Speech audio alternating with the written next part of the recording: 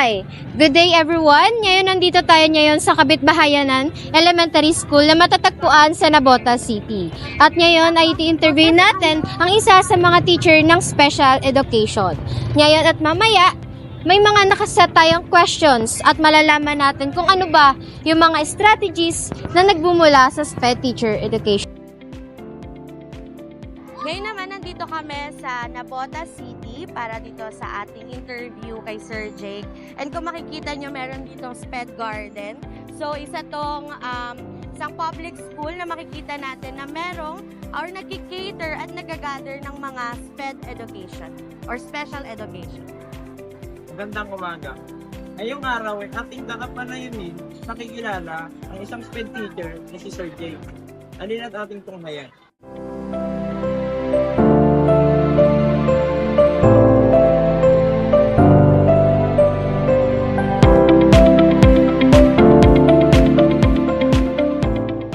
Interview po kami ngayon para sa inyo para malaman po yung mga kaganapan, experience sa mga students na tinuturuan niyo po sa SPED education. Yeah, sure. Sige po. What are the experience? Okay, yung first questions po is, what motivates you to pursue SPED education? I pursue to teach SPED learners because I want to work with the people who has special needs, and it makes me feel well-grounded. Like, I feel safe and peaceful pag nasama ako. Okay po. So, yung nakikita niyo po yung pakiramdam niyo na masaya kapag tinuturuan po yung mga SPED. Yes, oo. Siguro nandun tayo sa love and passion. Kasi everything will follows kapag nandun ka sa passion. Yes po. So, yung second question po is, can you share a success story where a student made a great progress with you? Ayun. So, share ko si Gwyneth. Si Gwyneth is isang Down syndrome, and ang case niya is intellectual disability. So, kanina kasi, medyo, siya, parang cooperative, pakikipag-participate na during discussion. At the first day kasi, as in wala, nonsense, walang communication, walang eye contact, walang socialization, even the cognitive is affected. So, paano ko siya na-overcome when it comes to progress of the learners? Yun, gumamit lang ng mga strategies. Magagamit ko nito. Una, game-based approach. Kakalimutan. Lagi-lagi dapat may games. Yes. Pangalawa, ano yung sinabi ko? Ayun, rhythm clock activity. Kasi sa SPED learners, di ba, kailangan kasi nila ng yung gumagana holistically yung cognitive, affective, tsaka psychomotor. So, yung third question ko is, what tools or activities do you use to keep student engaged and excited about learning? Ayun. So, yung mga activities ko, unang-una yung game-based approach. Pangalawa, yung rhythm clock activity. Tapos, ayun, laging ang routine kasi namin. Basta hindi mawawala yung laging may laro. Kasi yung bata kasi, they feel excited. Tapos, they feel, anong tawag dito? Parang, bukod sa excited, parang lagi silang motivated. Yun. In case of demotivated, they feel motivated when it comes to the activities. So, nakapokus lang po tayo sa skill-based po ng staff. Ayun, pag nagbigay kayo ng skill-based, kasi ako, pag nagbigay ng skill-based, I'll make sure na yung objective natin sa lesson plan is nandoon. Holistically siyang gagana. Okay. That's yung question. Naiyak naman. So, for number 4 question po is, how do you assess progress for student with special needs? Ayun. So, as of today, meron tayong tinatawag na FLAP, which is the present level of performance. Iba kasi yung sa SPED ang tinitingnan kasi natin dito, individual differences. Yes. For example, marunong na siya ng recognition ng alphabet. Ikaw naman, hindi ka pa marunong mag-recognize ng uppercase and lowercase. So, yun naman, hindi ka marunong mag-identify ng sounds ng alphabet. So, paano sila ina-access? By the use of FLAP, yung present level of performance. Meron siyang parang a list of tools na meron sinasagutan yung bata. Ayun, kapag yung naging result ko, makikita niya naman yun. Halimbawa, yung A, nababaliktad niya, nagiging kasunod niya C. Meron naman D, nagiging B. Gano'n. Bali, wala pong one-on-one. Bali, sa isang classroom po. Totoo Iba-iba. ka dapat. Okay. Dito. Sa SPED ha, ganun kami. Ako kasi ganun ako parang dapat lahat yan. Di ba sabi nila, no child left behind. Yes. So, to make sure ha, to make sure na magawa natin yon objective na yon sa DepEd, ayun, kailangan lahat tayo niikot 360 yung mata natin.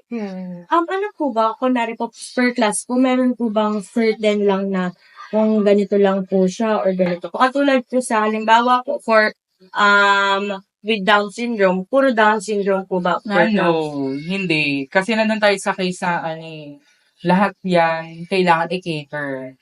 So, kailangan, pag naging SPED teacher ka, you can know, or you must know the basic sign language, Yes. yung color, Lahat po pala. name. Kaso pinag-aaralan Braille. yung mga sign language. During OJT ko, meron kasi kaming, subject. So, for number 5 po, describe a time you encountered a major challenge at work and what you did to overcome? Okay, so, a time that I encountered the major challenges at work. Ayun, so the most difficult time that I've encountered during my time when the learners are not able to cooperate and participate. So to overcome kung paano siya maresolusyonan, my God. So ayun, just to make sure as a teacher, you must know their interests. Laging ganun. Interest kasi doon sila mag-boost ng motivation or mag-boost yung excitement nila if the topic are interested, di ba? Kahit naman tayo. So, yun. Paano yun? So, yung example ko kasi, for example, yung mga letters, nilalagyan ko sila ng mga familiar saan? Sa mga games na, yung parang ginagawa siyang may GIF. Lalagyan nyo ng gano'n. Tapos lalagyan nyo ng games, word wall gumagamit kayo. Yes. So, ayun. Gamitin nyo yung mga bagong ngayon, application Para po, Mm-mm. interactive. Oo, meron pa yung dati yung Cube na pag tinignan mo siya, di ba, piece of paper lang siya. Pero naka-cube siya, pero naka-barcode. Pag inano mo siya, in-scan mo sa phone, alam nyo yun? Opo. Yun. Ganda palang strategies So, po. ginagamit din po pala siya sa SPED. Kasi, Oo. nung sa term po namin, mga first year college, ginagamit po yung ganong application. Application. Yes po. Hindi po namin alam na ginagamit din pala sa SPED. Oo. Kasi parang doon nila makikita kasi, ay, totoo pala yung gatong animal. For example, yung frog, di ba? Yes po. So, kailangan yung nakikita nila visually sa video, hindi lang sa picture po. Oo, yun. Okay. So, question number 6 po. So, what strategies do you use to manage behavior in the class? Yun. So, balik tayo kay B.F. Skinner by the use of reinforcement. Yung reinforcement lang talaga. Kasi I do believe kasi na reinforcement can manage all the behavior. Like yan, yung happy face and sad face na yan, napaka-powerful yung suspect Pero pili ko kasi, ako lang ating gumagamit na gano'n. Nag-lista ako ng mga bata na nag-progress or nag-participate ngayon. Okay. Parang may sense of accomplishment po sila. Yeah. Na nakasulat yung name po nila. Next question. How do you help student build social skills and make friends in the classroom? So, go back tayo sa activity ko. So, tulad ng ginagawa ko, di ba, sa game-based approach, rhythm club activity, nandun kasi nabibuild yung socialization. Yes Oo. Doon kasi sa part ng game pa lang din. Yun. Kasi parang na-feel nila meron silang teamwork. Yun. Merong sports. Sportsmanship kasi, di ba, ginugo natin. Yan. Thank you so much. So, ayun lang po yung mga question Questions and po. mga gusto namin malaman about po sa SPED education. Paano nyo po siya i-address, paano nyo po yung mga kaganapan or strategies na meron siya kayo. So, ayun lang po. Thank you po Thank you so much po. pag-fight mo sa interview. Thank you Thank you po. Thank you.